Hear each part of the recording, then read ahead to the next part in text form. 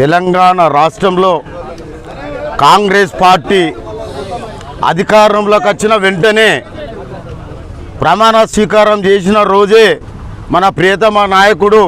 గౌరవనీయులు రేవంత్ రెడ్డి గారు ఫస్ట్దే మేము అయితే ఎన్నికలలో ఇచ్చిన హామీని ఫస్ట్ రోజే సంతకం పెట్టిన చరిత్ర కాంగ్రెస్ పార్టీది. 6 గ్యారంటీలలో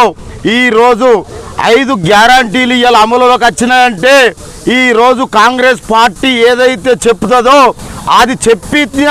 మాట 100% తీర్స్తామనే భరోసా మన యొక్క తెలంగాణ రాష్ట్ర ప్రజలకు ఇలా ఏర్పడ్డది. ఇవాళ ఆర్టీసీ బస్సులో మహిళలకు ఉచితము, ఇవాళ 200 యూనిట్ కూడా ప్రతి ఒక్క పేద ఇంటికి వారికి 0 బిల్లు. ఇవాళ మేమేమైతే రైతుల భరోసాని కూడా ఇప్పుడు అతి తొందరలో మేము అది కంప్లీట్ చేసినాం. ఇప్పుడు కూడా వచ్చే ఈ యొక్క వర్షాకాలపు పంటలకు కూడా రేవంత్ రెడ్డి గారు ఎవరైతే అకౌంట్లో వ్యవసాయదారులు ఉంటుందో వాళ్ళకు కూడా వేసే ఏర్పాటు చేస్తున్నాడు. కాబట్టి మేము 1 లక్ష రూపాయలు రుణమాఫీ ఏదైతే ఉన్నదో 2 లక్షల రుణమాఫీ రైతులకు పేరట ఉన్న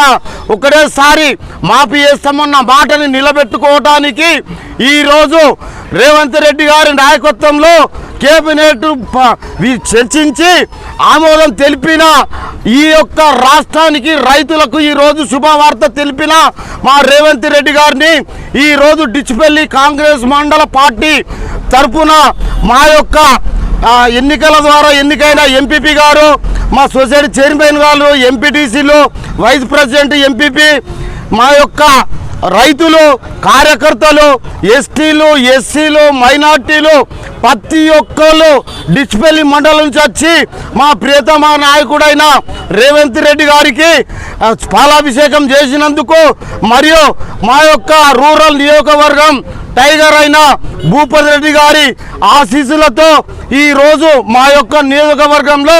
మేము ఎక్కిన 6 నెలలలో ప్రతి ఒక్కళ్ళకు కళ్యాణ లక్ష్మి కానీ, పింఛను కానీ, ఈ యొక్క డెవలప్మెంట్ కానీ,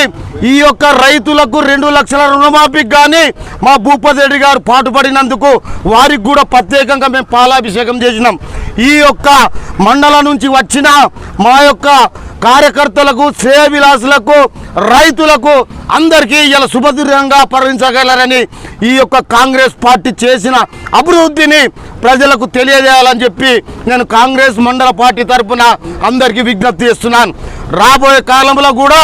మేము ప్రతి ఎవరికి కష్టం వచ్చినా మా యొక్క రూరల్ టైగర్ అయిన రేకులపల్లి భూపతి రెడ్డి గారు అందరికీ ప్రజల అందుబాటులో ఉండి మీ అందరికీ సేవ చేస్తాడని కూడా నేను తెలియజేస్తూ ఈ అవకాశం ఇచ్చిన మీ అందరికీ ధన్యవాదాలు. జై కాంగ్రెస్.